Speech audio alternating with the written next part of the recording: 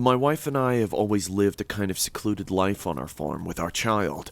We aren't terribly far from any town or accommodations, but we've been proudly self-sufficient for the most part.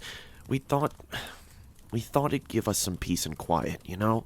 This was until a couple months ago. Our crops and livestock were dying left and right. The cows were dropping like flies. I still remember talking with my wife at the very start of this, thinking it was some stroke of bad luck and how it'd all blow over soon. But then it kept on going. Cattle kept on dying. Plants kept on withering. She promised me that she would help make things right. We called family and friends one after the other. Maybe they had the same experience and had a better clue on what was happening. Weird weather, plague, contaminants, anything. Nothing. We were alone, and there was nothing about this in the news that would clue us in either. Odd. Later the same day, we decided to finally look around our land. Whatever was doing this had to be in there, but it was already becoming difficult to search. Whatever caused this had done so much damage to our farm that it was almost completely unrecognizable to us.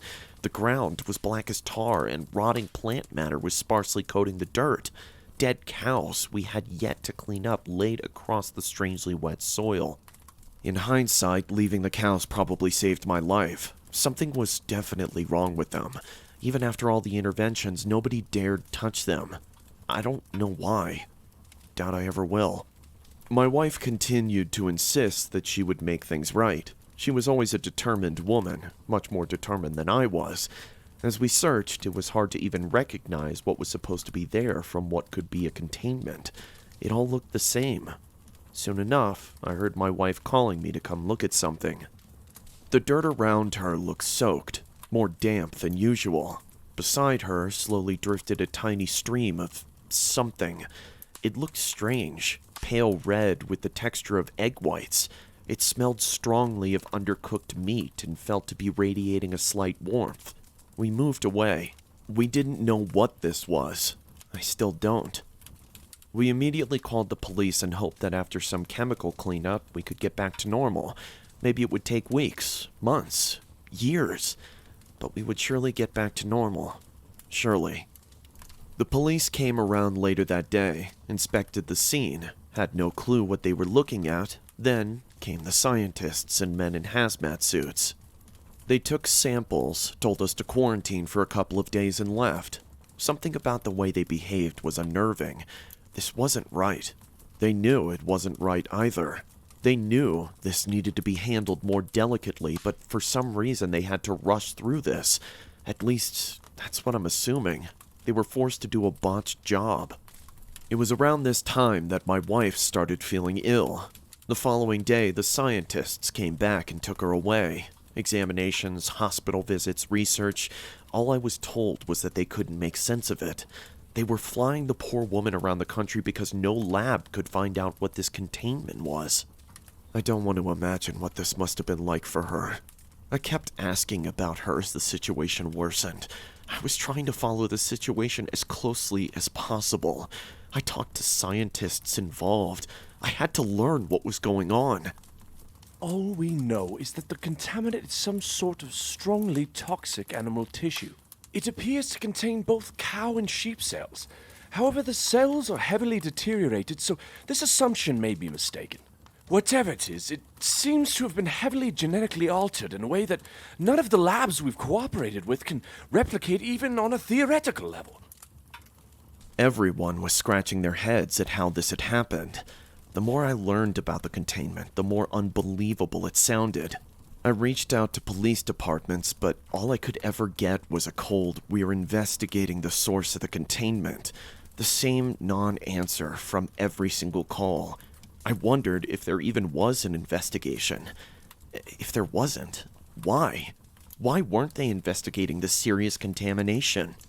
I was left to fend for myself like this.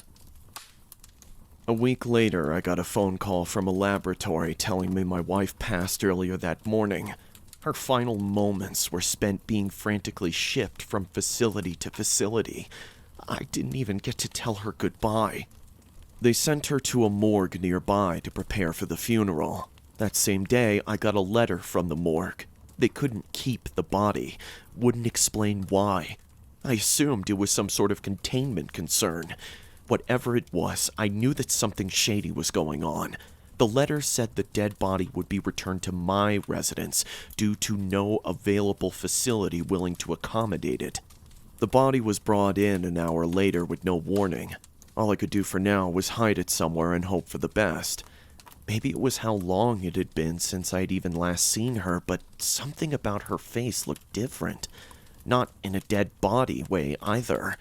I couldn't describe it, but it felt as if her entire skull had changed shape. I left her in the shed and reassessed my options. I was stuck with a corpse in my house, frantically trying to navigate this mess. Whatever was going on just below the surface here, I knew it wasn't right. At this point, I had connections to every damn laboratory in the mainland. I was reaching out left and right in hopes that somebody could do something about this. Nothing. People told me with certainty that nobody would take her in. Nobody would even attempt to dispose of the body, burn it, something. I was furious. By sunset, I knew what I had to do. I didn't want to, and it wasn't exactly the burial she would have wanted, but it was the best I could offer. I spent a few hours digging a makeshift grave in my backyard. It was never something I thought I'd be doing, and I wasn't terribly sure if it was exactly legal either, but it was all I could offer. After all this, the least I could do is let her find peace. Just as I was finishing digging, I heard something.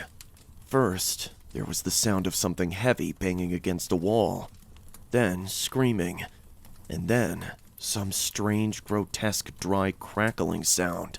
It was coming from the shed. I didn't know what was happening. I froze as I stared into the shed, its door violently shaking back and forth as whatever was behind the door tried to push it open.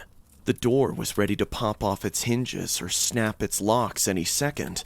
I had to think. I had to keep that door shut somehow. I knew it wasn't going to work, but I didn't know what would happen if the door opened. Before I could reach the door, I was pushed back. The whole weight of the metal door landed on me. I was on the ground. I looked up. It was her. What I could only assume was her. She appeared to be 7 feet tall, her bones stretched out, and her skin looking as if it was melting off and simultaneously flaking to dust. She stood over me, her vacant eyes staring down. I could hardly breathe.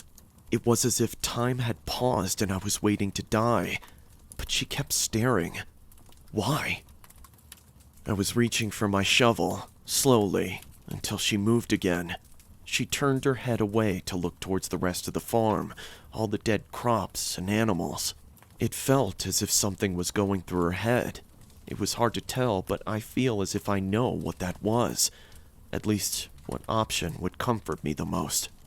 She ignored me and shambled into the forest where the stream originally came from. All I could do was watch. It's been months, and I haven't seen her again. I wonder if I ever will. I wonder if the same will happen to me after this. God knows.